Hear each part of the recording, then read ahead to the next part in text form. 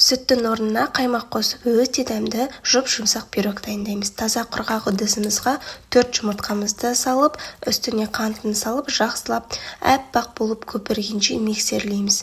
Шамамен 3-4 минут көлемінде миксерлеп аласыздар.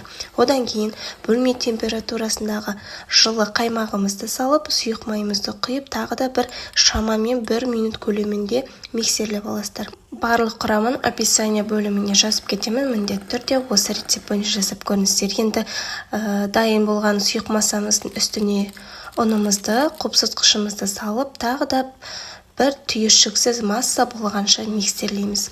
Одан кейін менде диаметрі 20 сантиметрлік формамызға салып, алдын ала қызып тұрған пеште 180 градуста 35-40 минут көлемінде пісіріп аламыз.